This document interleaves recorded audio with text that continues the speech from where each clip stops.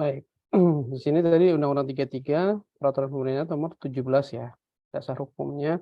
Lalu di sini ada kewajiban baik penumpang maupun kewajiban si pengelola angkutan umum atau pemilik angkutan umum. Kewajiban penumpang di sini ya, tiap penumpang yang sah. Jadi teman-teman nih kalau naik kereta api, pesawat udara, kapal laut, itu kan ada tiket ya. Tiket tiket yang jadi teman-teman bayar biaya ongkos ini ya, ongkos penumpang itu sudah termasuk dari premi jasa raja gitu. Nah, kategori penumpang yang sah itu ya dibuktikan dari tiket itu. Kan ada namanya teman-teman, lalu tujuannya kemana gitu ya. Itu bukti sebagai penumpang yang sah dari angkutan tersebut.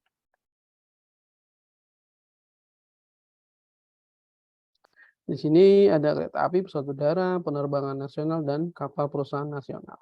Di sini rutenya itu untuk nasional saja ya. Jika misalnya memang ada rute keluar keluar bukan maksudnya di luar domestik gitu. Misalnya dari Batam ke Singapura itu bukan merupakan jaminan dari jasa raja. Jadi kita hanya untuk penerbangan nasional dan kapal perusahaan nasional. Lalu di sini peraturan pemerintahnya jaminan pertanggung silakan diri tiap penumpang kendaraan wajib membayar suatu iuran untuk tiap perjalanan.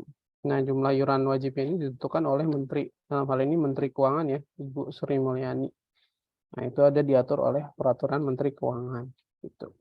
Ada undang-undang, ada peraturan pemerintah, dan untuk preminya atau iuran wajibnya ini diatur oleh Menteri PMK dengan penerbitan Peraturan Menteri Keuangan.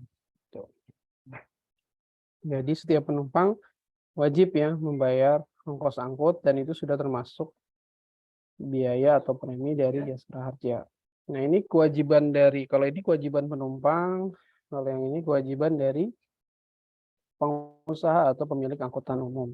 Jadi konsepnya itu, si iuran wajib itu setiap penumpang tidak langsung bayar ke jasa harja, tapi dipungut atau dititip oleh pengusaha angkutan umum, angkutan penumpang. Jadi di sini dalam hal ini setiap penumpang yang naik kendaraan angkutan umum ya bayar tiket sudah ada preminya jasa harja nanti dititipkan oleh pengusaha angkutan umum ya dalam hal ini. Nah, setiap bulannya itu wajib disetorkan ke badan asuransi yang ditunjuk dalam hal ini jasa harja. Nah, dalam ini di sini sudah dijelaskan lagi di pasal 3 di PP 17-nya itu iuran wajib dibayarkan bersamaan dengan biaya angkutan. Lalu penumpang wajib memberi pertanggungjawab seluruh hasil pungutan wajib kepada penumpang dan menyetorkannya pada badan asuransi. Jadi di sini di pasal 5 Undang-Undang 33 juga diatur ya dan pasal 3 di peraturan pemerintahnya diatur.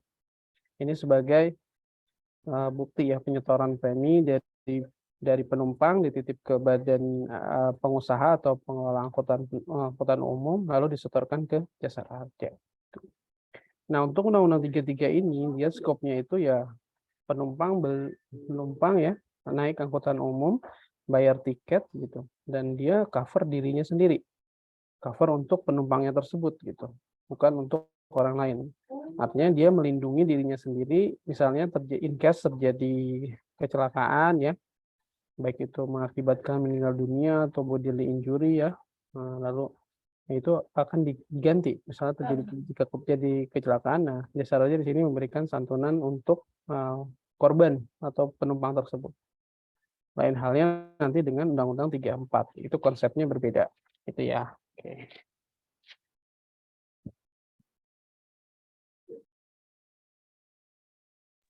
Di sini ada 4 produknya yang tadi saya sudah sampaikan di awal, ada iuran wajib kereta api, kapal laut, kendaraan bermotor umum, dan IWPU pesawat udara.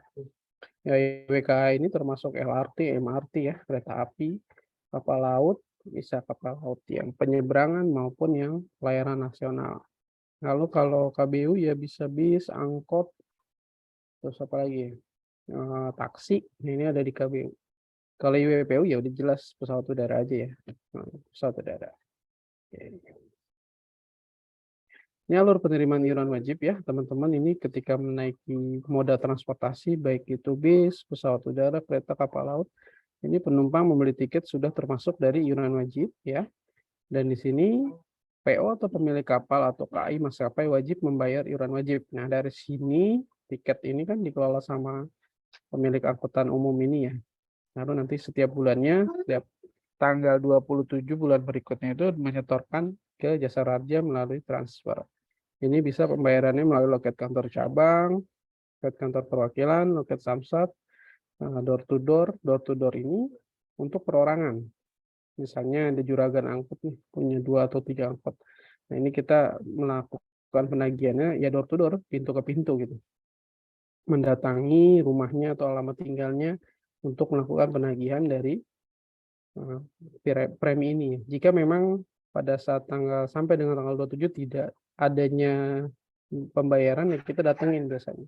Nah, kalau untuk CRM di sini Customer Relationship Management, dia itu berbadan hukum, misalnya perusahaan otobus gitu atau maskapai seperti Garuda, Lion Air. Nah, ini kita sistemnya CRM. Lalu bisa juga menggunakan aplikasi JRQ. Nah, yang tadi. Nah, ini memang hanya untuk pembayaran iuran wajib kendaraan bermotor umum ya. Untuk misalnya angkot atau bis itu sudah bisa menggunakan aplikasi JRQ. Aplikasi ini aplikasi yang dibuat oleh jasa raja untuk memudahkan nasabahnya dalam melakukan transaksi. Baik itu penyelesaian klaim maupun pembayaran premi. Gitu ya. Nah, ini tarifnya teman-teman. Tarif yang tadi saya sampaikan diatur oleh Menteri. Peraturan Menteri Keuangan atau PMK nomor 15 tahun 2017. Gitu. Nah, ini kalau teman-teman bisa perhatikan ya, ada IWKBU tuh hanya 60 perak. Kecil ya. Sekali naik bisnya atau angkot gitu cuma 60 perak dikenainnya. Nah, bahkan kalau nemu uang 100 perak sekarang udah nggak dipungut kali ya. Udah jarang sekali lihat itu. Kalau IWKA 120, kalau IWKL ini dibedakan per harga tiket. Kurang dari 2.500 dia 100, lebih dari 25.000 dia 2.000. Ini ada gradasi nilainya ya. Tergantung dengan harga tiketnya berapa, dia dikenakan tarifnya berbeda-beda. Sedangkan IWKA 120 ya. Dia single tarif ya. Enggak seperti IWKL ini dibedakan per tiket. Begitupun IWPO. IWPO ini yang mahal sendiri nih 5.000 ya. Oke, fungsinya iuran-iuran ini tadi untuk memberikan perlindungan dasar kepada penumpang ya, angkutan umum, baik itu moda transportasi darat, laut, dan udara. Nah, IWPU sendiri memang dia yang paling mahal nih teman-teman, 5.000 ya dari yang lainnya, karena memang risikonya juga tinggi, gitu ya. Memang sih secara frekuensi dia low frekuensi but high severity. Once kejadian itu nggak hit gitu ya. Ya kalau kita perhatikan ya 3 tahun terakhir itu kasus kecelakaan pesawat itu hampir tidak ada yang selamat ya. Baik yang sebelum itu Lion Air, Sriwijaya, ada lagi tuh AirAsia ya. 3 itu tuh nggak ada yang selamat gitu, mohon maaf. Karena memang tingkat severity-nya tinggi gitu, sehingga memang secara actuarial review itu dia preminya memang tinggi. Tapi nggak sebanding sih sama tiketnya ya. Tiketnya kan bisa jutaan ya, bahkan sampai ada yang 5 juta gitu. Ini hanya 5.000 untuk preminya per orang. Dan memang IWPO ini memiliki nilai santunan untuk biaya rawatan atau biaya perawatan luka-luka paling besar dibanding dengan 3 lainnya. Dia untuk IWPO itu maksimal 25 juta. Kalau yang IWK, IWKB, IWKL ini 20 juta untuk biaya perawatan luka-luka. Ini mekanisme pengutipannya, di mana di sini ada 3 cara melalui kupon, borongan, dan manifest. Nah, setiap alat angkutan umum wajib menyetorkan iuran wajibnya paling lambat tanggal 27 bulan berikutnya ya. Misalnya premi bulan Oktober ya harus paling lambat tanggal 27 bulan ini sudah harus disetorkan. Karena kalau tidak disetorkan akan dikenakan denda ya, denda keterlambatan. Itu sesuai dengan peraturan yang berlaku. Nah, ini 3 mekanisme ini, kupon, borongan, dan manifest. Kupon ini untuk IWKL saja teman-teman. Jadi kalau ada yang di daerah timur ya, dulu saya pernah dinas di Ambon, itu ada banyak pelabuhan rakyat ya. Pelabuhan rakyat. Nah, itu kita biasanya sediakan kupon. Jadi sesuai dengan tarifnya itu kuponnya berbeda-beda tuh. Ada yang kupon 800, ada yang 500, ada yang 1000 sesuai dengan tarifnya. Nah, mekanisme yang kedua yaitu borongan. Borongan di sini untuk IWKBU ya dan IWKL. Bagaimana tuh Pak sistem borongan? Nah, perhitungannya nanti di slide berikutnya kita akan bahas. Tarif borongan itu diperoleh dari formulasi, ada formula perhitungannya ya. Lalu sedangkan manifest itu untuk IWKL, IWKA, dan IWPU. Nah ini memang untuk moda-moda transportasi yang memiliki daftar nama penumpang yang ini ya, yang valid gitu, validasi. Ya kan kalau kita naik kereta api kan misalnya dari Jakarta ke Surabaya itu kan ada namanya ya, dan KAI pun punya database-nya gitu, yang berangkat jam segini pakai kereta ini itu penumpangnya siapa saja. Bisa kelacak, tinggal dikalikan tarifnya aja 120. Begitupun di WKL ya. Misalnya kayak Pelni kan ada ininya, ada daftar manifestnya, ASDP Ferry gitu, itu juga ada.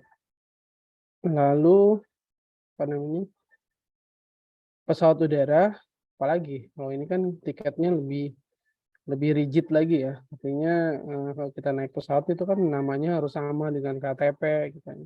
Dan ini bisa dilihat juga kalau misalnya terjadi kecelakaan, manifestnya benar nggak, penumpang yang diangkut sama manifest itu benar nggak jumlahnya, namanya gitu. Ini tinggal dikalikan tarifnya saja. Misalnya satu pesawat ini berapa sih kapasitasnya? 200 ya, misalnya 200 orang kali 5.000 aja. 200 kali 5 berapa? 1 juta ya? Ya, seperti itu. Ini untuk satu pesawat dan satu kali penerbangan. Nah, inilah berikut tarif untuk borongan, teman-teman. Di sini rumusnya itu seat ya, jumlah kursi dikali rate. Rate berapa kali dia bolak-balik tuh dalam rutenya, trayeknya. Lalu tarif dasar IWKBU kan 60 ya, IWKL itu disesuaikan dengan tiketnya tadi. Dikali jumlah hari ya dalam 1 bulan dan load factor atau faktor keterisian ya, tingkat keterisian dari moda transportasi tersebut tuh berapa persen sih kalau misalnya memang based on rata-rata gitu. Nah, nanti akan muncul tuh rupiahnya di sini. Kayak ini kan dikalikan tarif dasar ya, udah pasti rupiah kan. Ini jumlah, ini rate berapa kali juga jumlah. Ini rupiah, ini juga jumlah berapa hari, ini persentase. Nah, kalau angkot tuh dulu ya, kalau kita biasanya nagih kalau angkot untuk 12 seat itu di range 25.000 sampai 35.000 lah, di range itu. Satu bulan satu angkot ya, 1 bulan 1 angkot. Ya kalau kita bayangkan ya 1 bulan itu kan udah pasti dapat jutaan ya, kalau untuk setiap hari mungkin dia dapat pemasukan dari angkot itu misal 200.000 ya, kali sebulan itu udah 6 juta ya, apalah 25.000 itu ya. Dan itu pun sebenarnya bukan dari uangnya si pemilik angkot gitu atau supirnya, tapi uang penumpang yang dititip ke pemilik angkot yang setiap bulannya harus dibayarkan ke jasa marga. Jadi kalau misalnya kita nagih ke angkot itu, ada yang bilang, ngapain sih mungut-mungut, maksudnya narik-narikin premi jasa raja. Ya ini memang hak kita untuk nagih gitu. Karena sebenarnya dari ongkos yang dibayarkan oleh penumpang itu 60 peraknya dititipin ke si pemilik angkot itu. Nah, makanya memang itu kita tagih hak kita gitu. Bukan uang dari mereka ya. Kalau konsepnya tahu tuh dia pasti udah akan sadar gitu untuk membayar WKBU. Biasanya kita kutip 1 tahun gitu. 1 tahun. Misalnya periodenya dari hari ini ya sampai tahun depan. Jadi kita kutip di muka. Nah, ini ada beberapa kendaraan yang memang dibebaskan dari iuran wajib. Yang pertama penumpang kendaraan bermotor umum dalam kota. Nah ini pokoknya ada angkot-angkot dalam kota, bis dalam kota ini dibebaskan dari iuran wajib. Begitupun dengan penumpang kereta api dalam kota, itu juga dibebaskan. Nah, juga penumpang kereta api jarak pendek kurang dari 50 km. Penumpang kereta api dalam kota mungkin, nah ini ya, Pasar Minggu, Jakarta Kota gitu. Itu kan masih dalam kota DKI ya, kota Jakarta. Kalau ini mungkin penumpang kereta api jarak pendek kurang dari 50 km, misal dari mana ya? UI gitu ya, stasiun UI untuk Jabodetabek ya, sampai dengan Jakarta kali. Ntar saya kurang apa ya, kurang tahu persis 50 km itu dari mana sampai mana. Once dia lebih dari 50 km ya harus bayar. preminya ke Jasara Harja. Tadi tinggal dikalikan 120 ya IWKA ya, dikalikan dengan jumlah penumpang. Tapi kalau sekarang IWKA itu sudah bisa dilihat sih orang ini tap in di mana, tap out di mana. Kan kalau dulu masih karcis ya, artinya beli di awal di loket udah nggak kelacak tuh. Orang ini keluar di mana, orang ini. Nah kalau sekarang kan dia tap in harus tap out gitu. Jadi bisa dilacak nih jarak, misalnya dia tap innya dari stasiun Bogor, terus dia keluar stasiun Gambir, Juanda gitu. Bisa dilihat tuh, oh ini berapa kilometernya gitu, dan tinggal dilihat, apa misal memang lebih dari 50 kilometer ya harus bayar Rp120 kali jumlah penumpang. Nah ini bukti pembayaran iuran wajib teman-teman, ini resi IWKBU ya, ini yang sebenarnya ini yang lama sih, sekarang kita udah ada namanya digital, elektronik resi, e-resi untuk IWKBU. Jadi pakai thermal printer itu loh teman-teman, yang kertas fax itu. Jadi bisa dibawa kemana-mana, tinggal di print gitu, print out, persis bentuknya seperti ini sih. Informasinya juga sama seperti ini.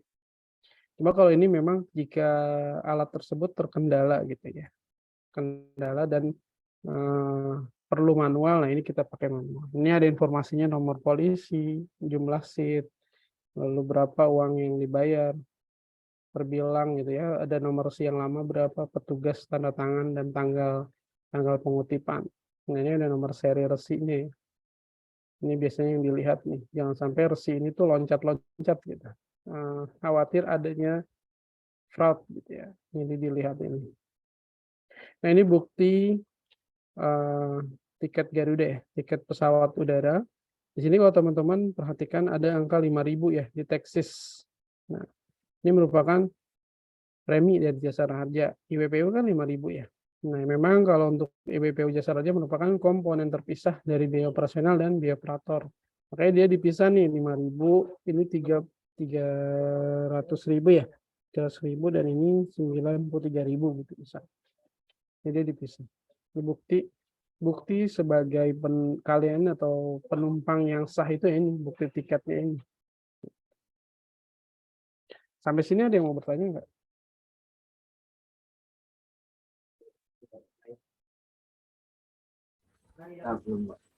Oke. 39 udah bergabung ya. Oke, nggak apa-apa. Silakan. Nanti kalau mau minta recording saya bisa share. Tadi udah jalan sebentar sih sebelum teman-teman bergabung. Oke. Kita lanjut ke Undang-Undang 34 ya, tahun 1964.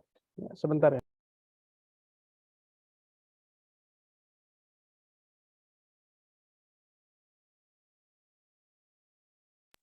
Ya, kalau Undang-Undang 33 tadi kan teman-teman kita belajar untuk sebagai penumpang yang sah, kita beli tiket, kita bayar untuk diri kita sendiri ya. Ketika terjadi kecelakaan atau apa ya, kita sudah beli tiket nih, sudah ada bukti atau evidence kita sebagai penumpang yang sah, dan apabila ada risiko kecelakaan, baik itu amit-amit ya meninggal dunia atau luka-luka ya, ini untuk bayar diri kita sendiri, kita bukan orang lain. Berbeda hal dengan Undang-Undang 34. Undang-Undang 34 tentang dana kecelakaan lalu lintas jalan ya. Kita di Jungto Peraturan Pemerintah yang 33 kan 17, kalau yang ini dia nomor 18. Beda satu-satu biasanya. Lalu PMK-nya tadi 15, kalau yang ini nanti PMK-nya PMK 16 gitu. Tahunnya sama. Nah, konsep dari Undang-Undang 34 sendiri itu dia mengcover atau melindungi orang yang berada di luar penyebab kecelakaan. Maksudnya gimana tuh Pak, orang yang berada di luar alat angkutan penyebab kecelakaan? Misal gini ya, jadi konsepnya itu subsidi silang teman-teman. Setiap pemilik kendaraan bermotor, baik itu kendaraan pribadi, kendaraan umum ya, semua wajib membayar pajak kendaraan bermotor setiap tahunnya di kantor Samsat. Nah, itu pun di dalam mekanisme Samsat itu ya, sistem administrasi manunggal satu atap, itu ada 3 instansi. Yang pertama di Dispendal, Kepolisian, dan Jasara Harja. Jadi ketika teman-teman membayar pajak kendaraan bermotor ini, sudah membayar premi dari Jasara Harja. Namanya SWDK LLJ, ya, sumbangan wajib dana kecelakaan lalu lintas jalan. Nah, itulah yang dibayar 1 tahun gitu. Nah, fungsi si SWDK LLJ ini untuk melindungi orang yang berada di luar alat angkutan penyebab kecelakaan. Misal gini ya, motor sama motor nih, motor A, motor B. Baik motor A maupun motor B itu sama-sama membayar sumbangan wajib setiap tahunnya kan, karena dia motor nih dua-duanya. Lalu di jalan terjadi tabrakan. Jedar. Si A ini bayar pajak atau bayar SW ya untuk melindungi si B gitu, atau kendaraan lain yang dia tabrak. Si B pun begitu, dia bayar SW DKLLJ itu untuk melindungi si A. Jadi ketika tabrakan itu A bayar untuk si B, B bayar untuk cover si A gitu. Terjadilah subsidi silang itu. Nah, pertanyaannya adalah kalau gimana Pak kalau misalnya tidak ada kendaraan yang terlibat, misalnya dia jatuh sendiri, nabrak jembatan, nabrak trotoar, atau nabrak bukan selain kendaraan gitu. Itu kita sebutnya namanya kecelakaan tunggal. Nah, itu memang di luar dari skop Jasara Harja, tidak dijamin. Nah, yang dijamin itu dari BPJS Kesehatan. Itu skopnya kalau misalnya dia punya BPJS Kesehatan. Karena memang fungsi dari SW ini melindungi orang yang berada di luar menyebab kecelakaan gitu. Lain hal misalnya ada motor nih atau mobil dia nabrak pejalan kaki. Itu ya, tabrakan. Ada misalnya ada orang lah mau nyebrang ditabrak.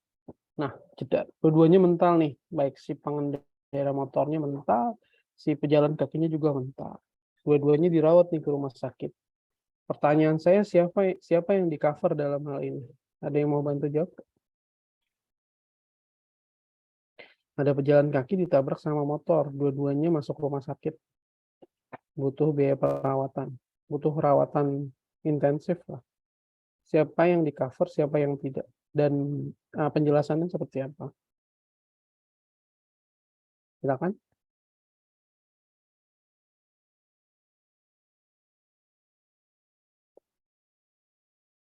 Kalau gitu saya tunjuk ya. Tadi cowoknya, sekarang ceweknya. Mbak Nadia. Mbak Nadia Putri. Silakan, Mbak.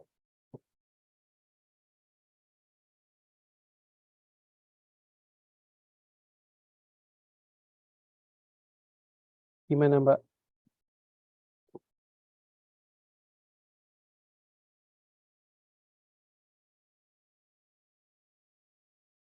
Pertanyaannya clear ya tadi ya. Ada orang nih lewat nyebrang, ditabrak motor. Dua-duanya dirawat di rumah sakit.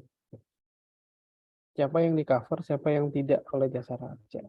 Tadi kan saya sudah jelaskan tuh konsepnya eh, minimal melibatkan 2 kendaraan gitu. Jika memang mau di-cover kedua-duanya. Karena dia harus subsidi silang ya. A bayar SW untuk cover si B, B bayar SW untuk cover si A. Gimana Mbak Nadia Putri Azahra? Izin Pak, izin jawab. Menurut saya yang di cover itu pejalan kakinya Pak. Oke. Karena pejalan kaki itu kan merupakan prioritas jalan, seperti itu Pak. Kalau yang motornya?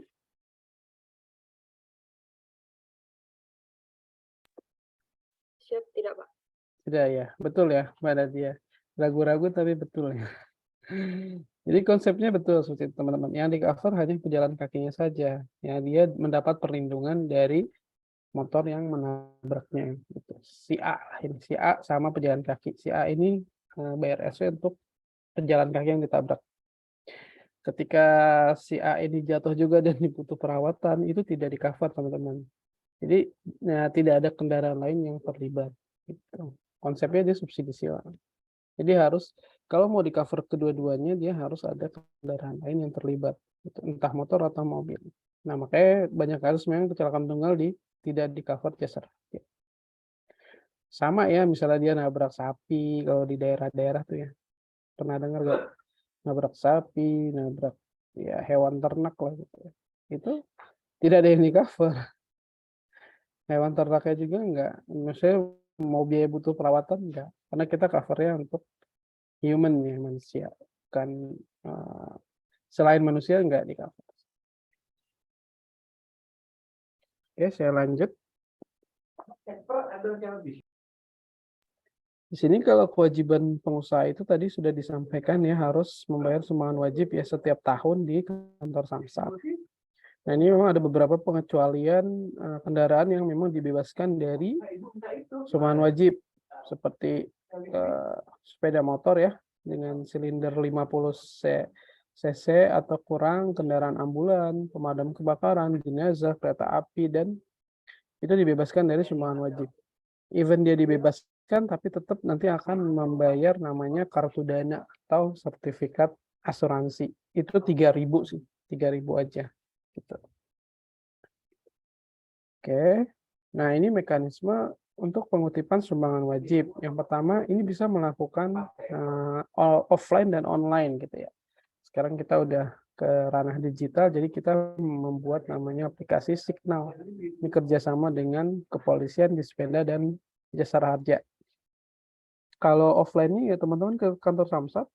Ini ada 3 instansi ini, kantor Samsat, nanti ada melakukan pendaftaran, ya, pemeriksaan kendaraan, surat-surat, suruh daftar nanti dan bayar. Nah, nanti dapat ini ya, SKPD, surat ketetapan pajak daerah yang ini. Dan ini KD, kartu dana yang tadi saya sampaikan. Kalau teman-teman melalui Signal, ya tinggal download aplikasi Signal di App Store atau Play Store.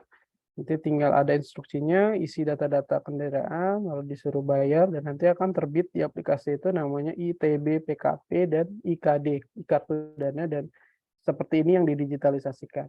Lalu untuk fisiknya gimana Pak? Fisiknya bisa dikirim ya, tapi ada biaya tambahan untuk ini karena diantarnya oleh kantor pos gitu. Ya dibanding teman-teman harus datang ke Samsat ribet ya. Ya kalau misalnya teman-teman mau mencoba membayar dengan Signal bisa, tinggal download aja. Nanti saya udah mencoba ini sih dari Samsat saya di Cinere, mas saya di Bogor itu 23.000 apa ya? Ya daripada saya ke Cinere, ya kan? Berapa ongkosnya belum makannya, sama aja gitu. Jadi pakai pos nanti diantar nih fisiknya. Kita dapat digitalnya dan fisiknya kalau pakai Signal. Kalau misalnya nanti ditilang atau di jalan ya tinggal nunjukin aja di aplikasi ini. Ada bukti kepemilikannya, ini bisa sebenarnya tidak bisa menggantikan, tapi ini bisa sebagai bukti gitu. Pajak kita sudah bayar. Gitu ya. Nah, ini tarif sumbangan wajib, ada tarif dasarnya ya. Tarif dasar yang ini kolom pertama, kartu dana yang tadi saya sampaikan, sertifikat asuransinya, dan ini jumlah yang harus dibayar. Nah, kalau sepeda motor itu ya 35.000 ya, 32.000 tambah 3.000.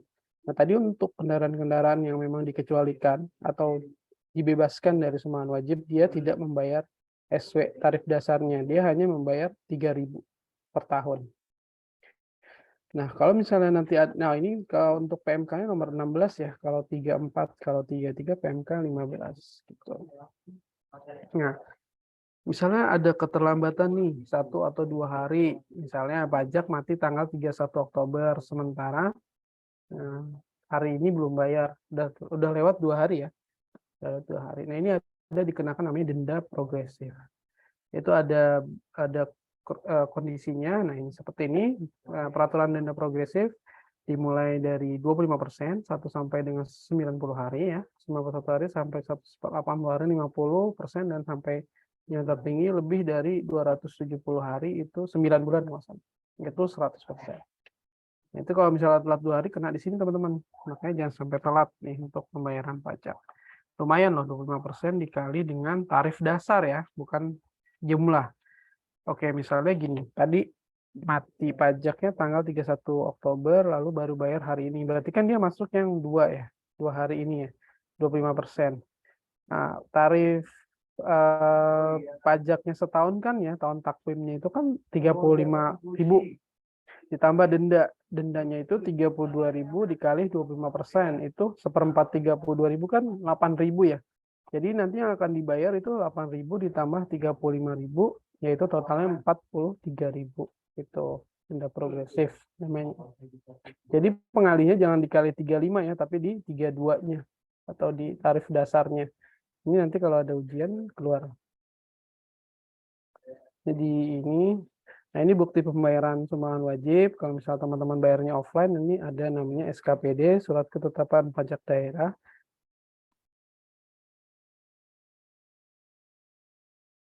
Ini ada SODK NLJ 35.000 ini motor ya. Stiker kartu dana, ini kartu dananya, sertifikat polis. Nah ini kalau bukti teman-teman bayar melalui Signal. Itu ada ITB, PKP, dan IKD, kartu dana.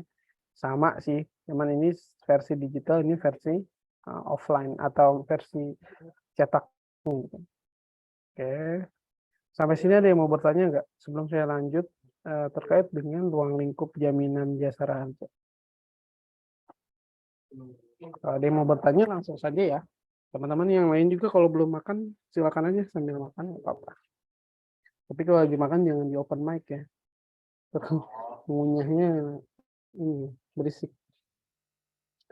Ya ini ruang lingkup jaminan jasa raharja untuk Undang-Undang Nomor 33 ya, di mana setiap penumpang yang sah ya dari alat angkutan umum baik darat, laut maupun udara. Tadi penumpang yang sah kita sudah bahas, telah memiliki tiket dan sebagai penumpang alat angkutan yang memang sudah resmi ya atau legal dari pemerintah atau dari instansi yang terkait. Lalu di sini setiap penumpang yang sah dari alat angkutan umum tidak trayek tetap. Nah, contohnya taksi. Taksi kan dia nggak ada trayek tetapnya ya. Dia mau kemana aja bebas. Kalau sekarang Grab, Gokar itu. Lalu korban kecelakaan yang jenazahnya tidak diketemukan. Maksudnya gimana nih Pak? Misal ada kecelakaan pesawat atau kapal laut ya.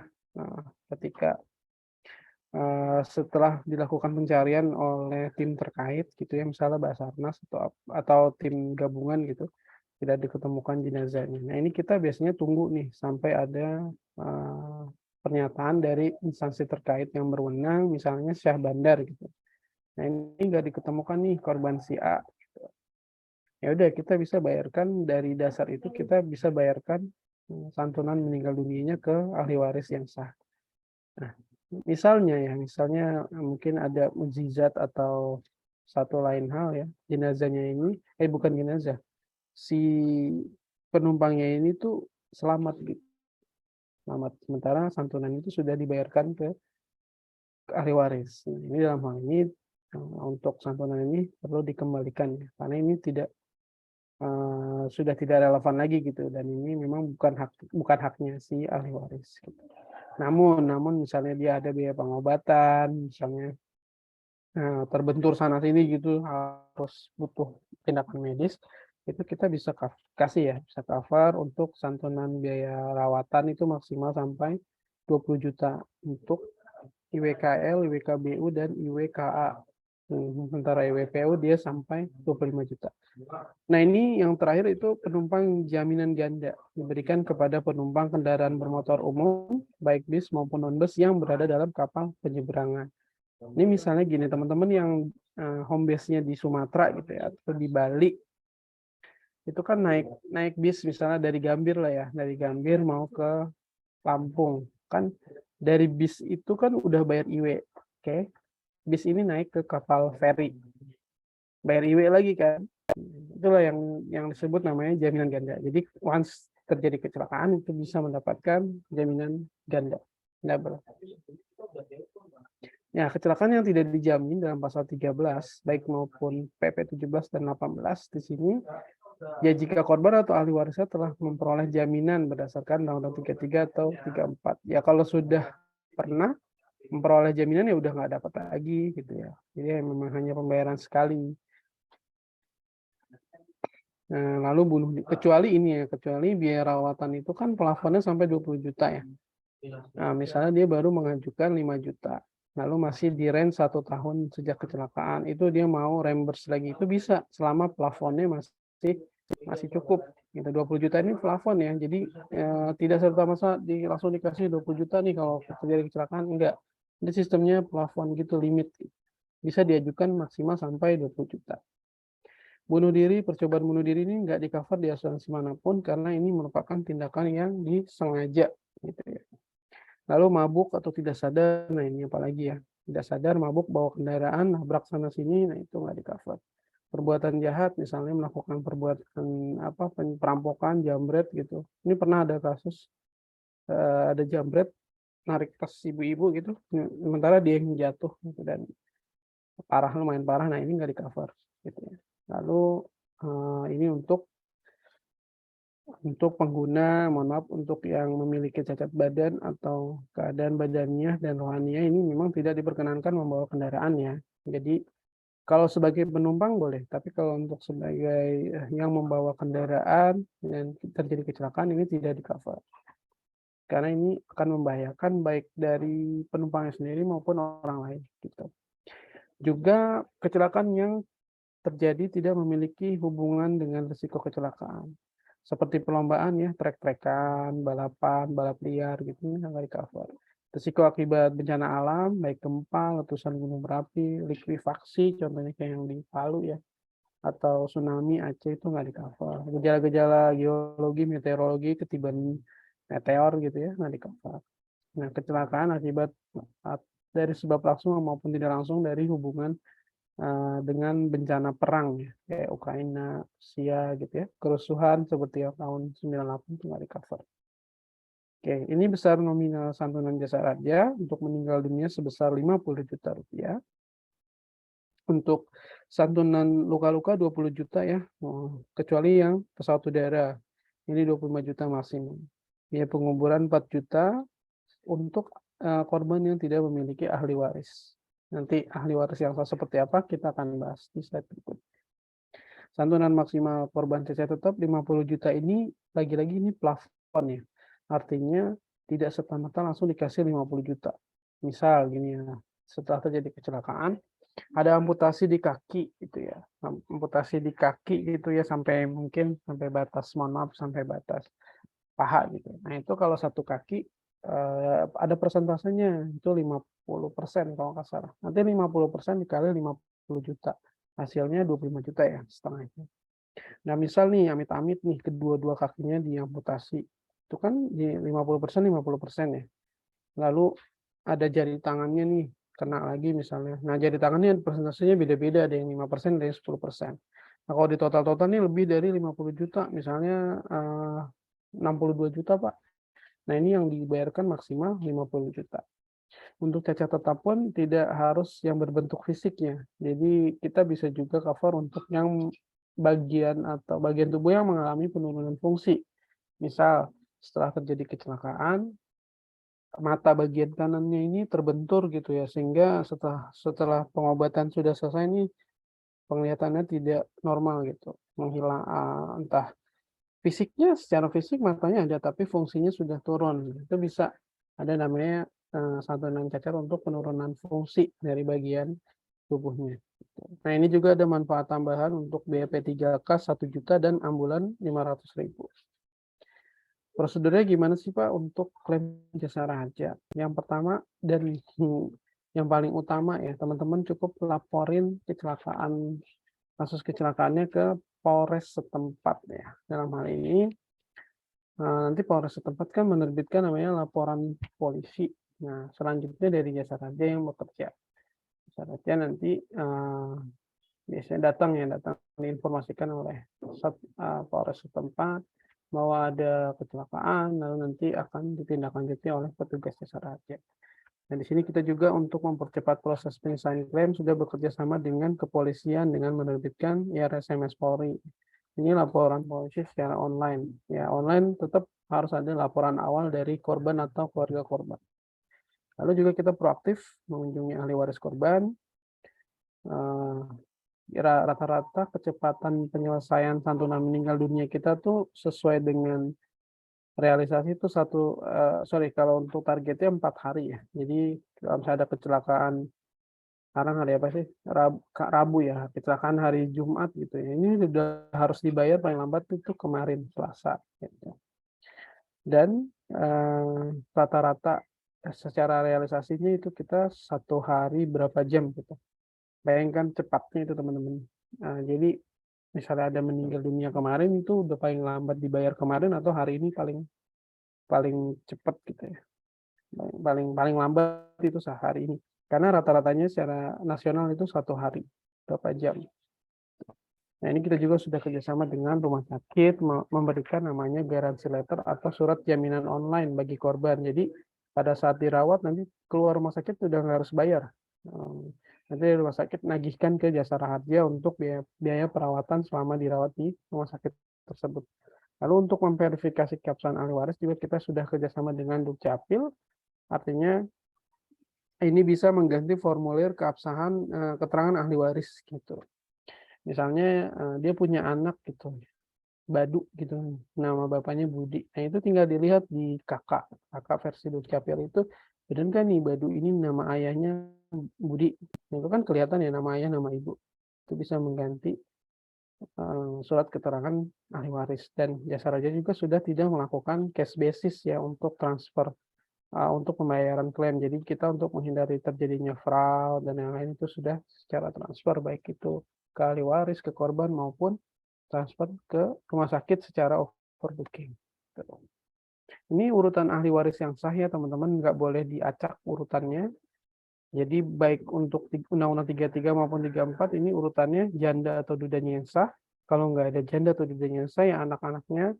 Kalau nggak ada anak-anaknya ya orang tuanya. Gitu. Contoh misalnya anak kecil nih meninggal, belum menikah pastinya kan, namanya balita. Dia belum punya pasangan, nggak ada, dia belum punya anak ya, orang tuanya yang jadi ahli waris. Lalu misalnya ada lagi nih suami istri, suaminya yang meninggal, ya udah istrinya kan janda atau dudanya. Lalu misalnya ada lagi nih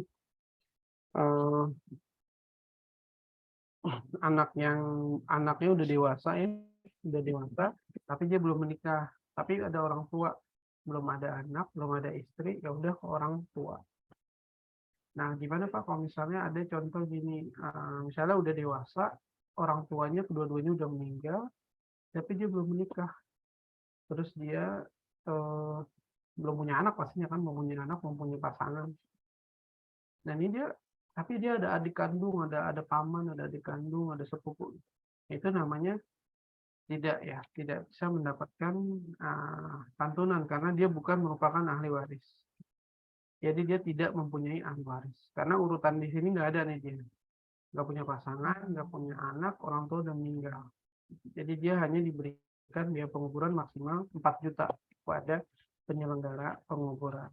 Itu ya teman-teman. Ini urutannya nggak boleh diacak.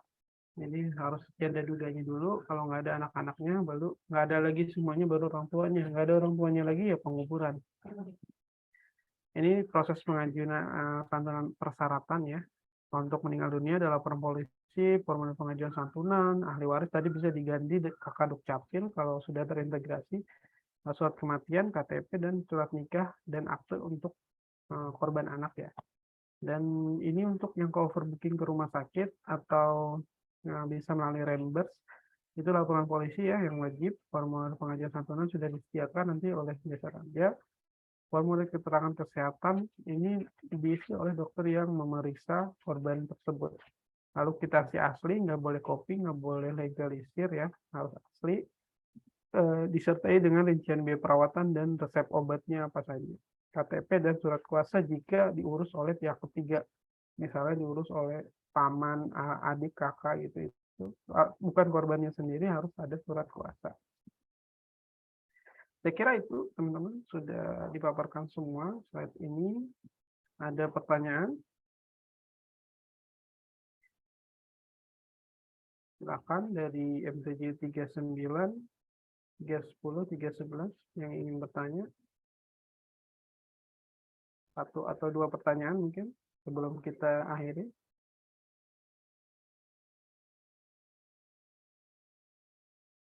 Sudah cukup jelas? Izin bertanya, Pak. Oke, silakan Mbak Ida. Izin bertanya, Pak, bagaimana jika terdapat suatu kecelakaan yang tidak terdata di kepolisian, lalu yang korban ini melapor untuk meminta ganti rugi seperti itu, Pak? Apakah bisa diganti atau tidak? Baik, terima kasih Mbak Ida pertanyaannya. Untuk klaim kecelakaan yang memang belum terlapor ya, dalam hal ini kinerja kepolisian pun dinilai ya. Jadi mereka tuh mau membuat laporan kepolisian, ada KPI-nya juga kalau nggak salah tuh 1 minggu atau jangan sampai lewat dari 1 minggu ya. Itu mereka biasanya akan proses itu laporan polisi.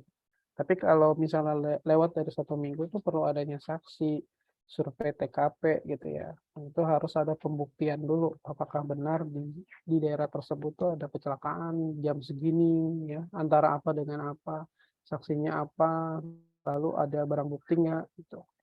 Gitu sih. Jadi yang pertama itu harus ada laporan dulu dari pihak korban maupun keluarga korban atau mungkin pelakunya gitu.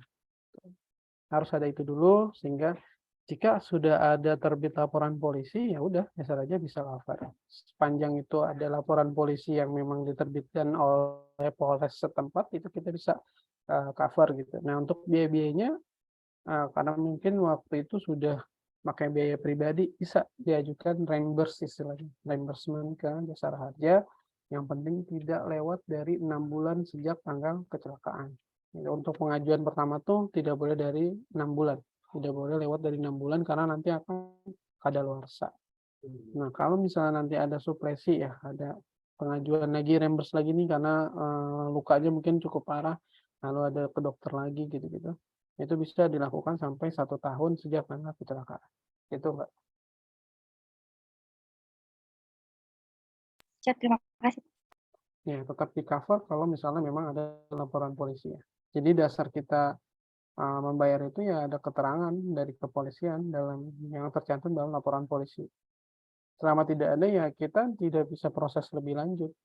Karena ini yang membuktikan kebenaran kasus kecelakaannya kan bukan dari Jasara Harja. Bukan wewenang kami.